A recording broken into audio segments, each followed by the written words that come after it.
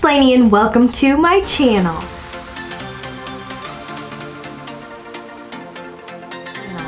If I sound a little different today, that is because my household, well mainly my daughter and I, are fighting off a bit of a cold and I just feel like my voice is a little funky, a little off. How are you guys doing today? Leave it down below. You know I love hearing from you. If you follow my channel, you might have been like, where's this video been? We've been waiting. You said it was coming in like a week.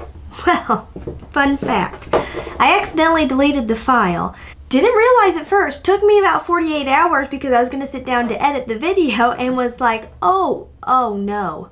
Yes, I deleted it. I played around a bit trying to figure out if I could bring it back. I could not. So anyways, here we are. That is what we're going to talk about today. My worst fragrance purchases in 2024. If you enjoy fragrance content, beauty content, and a little bit of lifestyle content, make sure you click that subscribe button. Join the fam. You won't regret it. And please ignore my bangs today. I made the fatal error of going to sleep with wet hair and wet bangs and not caring what they were going to look like this morning. Until I woke up and realized I was going to have to try to style them as they were sticking 17 different directions. So this was the best I could do. Okay, anyways, I'm going to stop rambling and let's jump on into this video. If you haven't seen it, I already posted my best fragrance purchases of 2024. I will leave that link in the description box. It featured body sprays and perfumes. Today, we're going to focus on the things that I didn't love that I picked up in 2024. I know it's silly. You're like, you bought it, why didn't you love it? I have definitely found that my nose changes on occasion. Sometimes I think the excitement of buying things is there, and sometimes you get so excited about smelling something for the first time, and you do enjoy it, but then you get it home, you live in it, you wear it, and you're just like, oh, she don't match my vibe. Typically, perfumes that I've bought and that I declutter, they're actually fragrances I do like. Like, I think they smell nice. They're a good smell. It's usually that they just don't either A, pair up with my lifestyle, or B, just pair up with my energy, my aura, my style. And as I wear them, I'm just like, oh, I just don't feel like myself when I'm living in it. So some of these fragrances are really not bad fragrances at all. Like, at all. They're just things that I realized I didn't love, and I did declutter or gifted. So yes, let's talk about it. First up is the Fenty Beauty perfume. This one was a surprise to me. I have smelled this so many times at Sephora. I mean, so many times. Basically, every time I have visited a Sephora, I get my nose on this. I've sprayed it on when I'm at Sephora.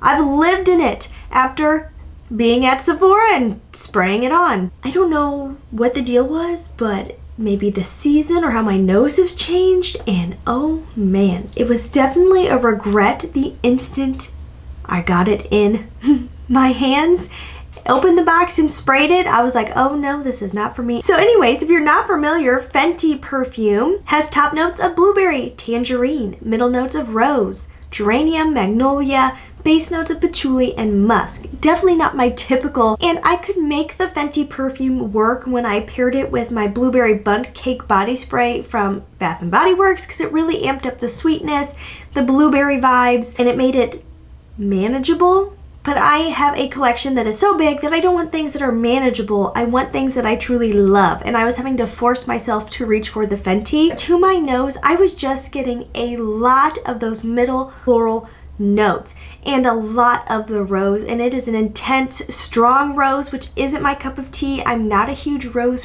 fan at all. The rose was just coming in, hitting me in the face like a floral couch at your grandma's house. I could not get past it. And so yes, the Fenty perfume is no longer in my collection. I wish I could say I loved it, but I definitely did not. I tried. Oh, how I tried. Have you tried the Fenty perfume? What are your thoughts? Leave it down below. You know I love hearing your thoughts, your reviews, your opinions. Next one is another very beloved fragrance, so please don't hate me when I say that I just do not like this. It is funny how hype works, because this was so hyped, I was trying to convince myself that I liked it.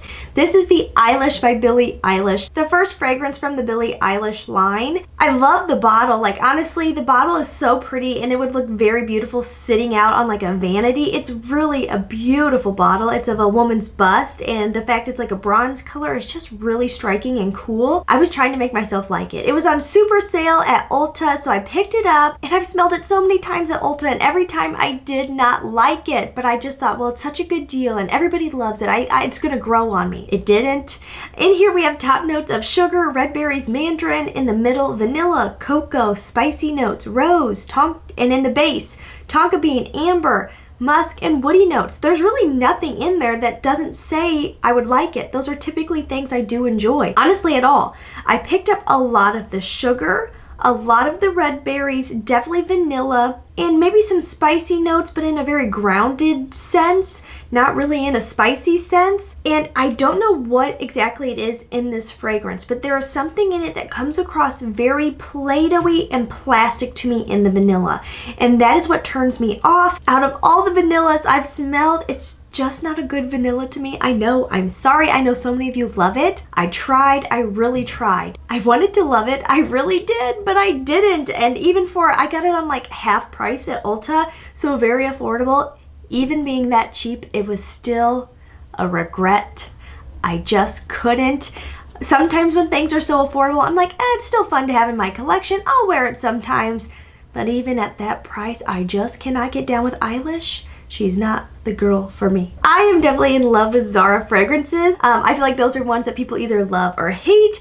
If you love feeling bougie on a budget, I feel like Zara fragrances typically do that for me. And I think Zara is one of those things I can get caught up in when they have a new launch, and also because we don't have a Zara anywhere near me. Like, I have to travel 2-3 hours to get to a Zara, so it is not something I get to frequent at all. And so when I am on vacation each year, I'm usually in some type of metro that has a Zara, and I get so excited to go to a Zara and smell all the fragrances they have on display. I wish they had more testers. Sometimes they're lacking in testers, but I just get like so excited because it's not something I get to do more than once a year.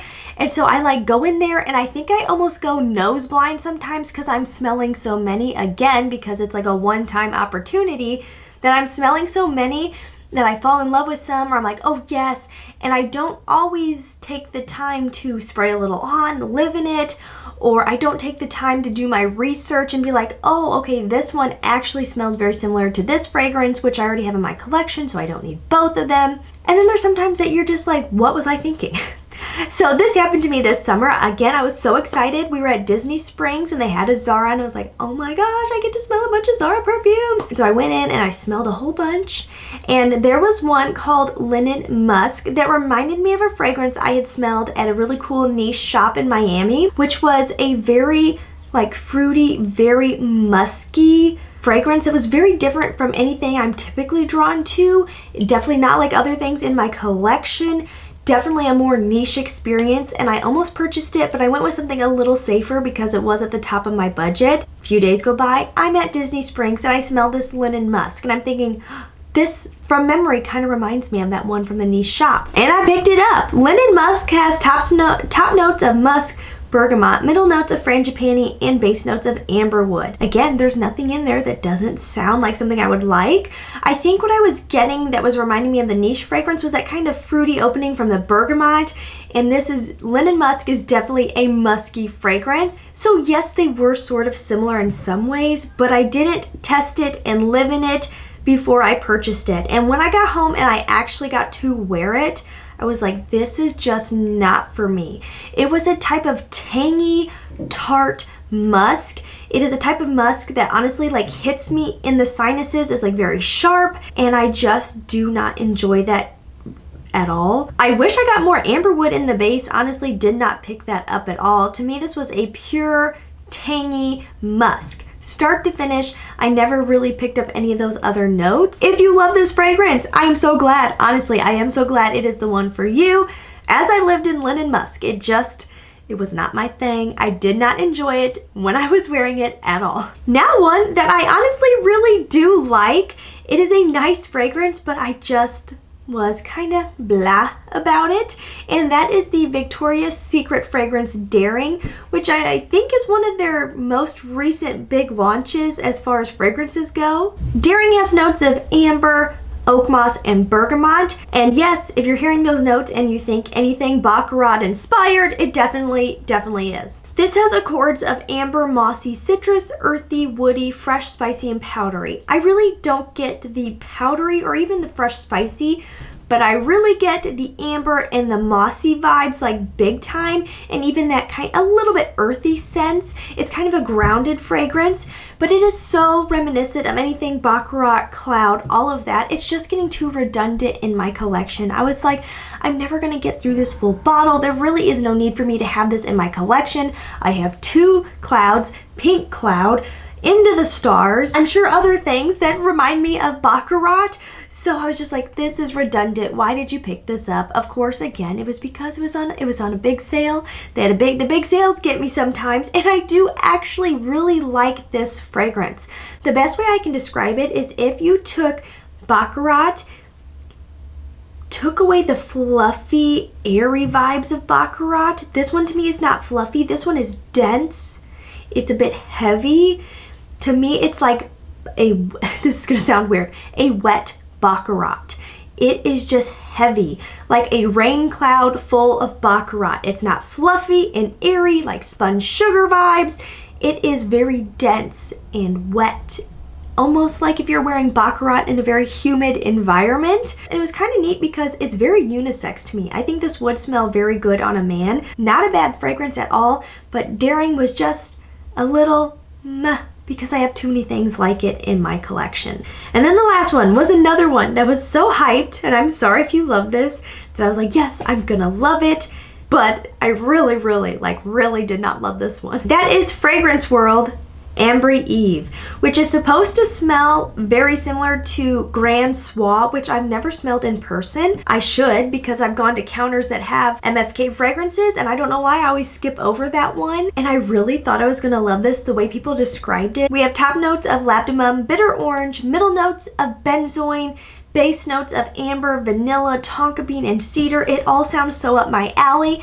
Amber is one of my favorite notes in fragrances, especially if it leans vanillic, and this has main accords of amber and vanilla. The price is so right, like these are so affordable, which is fantastic. And what I loved about it was the bottle. I'm not gonna lie, I was expecting it to be like a chintzy, plasticky, lightweight bottle. The bottle was heavy duty. Like, I honestly felt like I was holding like an MFK fragrance in my hand, like sitting on my shelf. It looked really high-end and pretty. Really, that part kind of blew me away for the price point, but I did not like this fragrance at all. In the initial stages, it to me was very dated, vintage, powerhouse, bold, in your face. Like that was my expression. Every time I smelled it, I just could not do it. Maybe if I was like a CEO who wore a blazer to work every day, this would match my vibe, but it was very much not my vibe. But it did get a good home. I actually gave it to my dad, and I think on him it really works. My dad is 80, almost 81. It does come across a bit more masculine to me, those kind of bold, in your face opening notes. So on him it's fine. I don't mind being around it, but on me, I could not. Like, I could not. I tried. I just really expected to get those amber and vanilla notes. I think in my head, I had kind of imagined it being a bit more like Olympia, which is a very rich, syrupy, ambery vanilla. This to me was a lot of the harsh, like a very harsh labdanum, and then a little of those base notes, but really leaning in your face, a bit masculine. Definitely, it was not my style. Those were my worst fragrance purchases from 2024. Did you purchase anything that you also ended up not loving at all, or fell out of love with? Or maybe you liked it, but you're just like after a while unimpressed? If that happened to you, leave it down below. I seriously love hearing what you guys are loving and not loving in your fragrance collection. As always, please try to stay positive, because at the end of the day, that is truly all we can try to do. I will see you in my next one. Mwah. Bye-bye.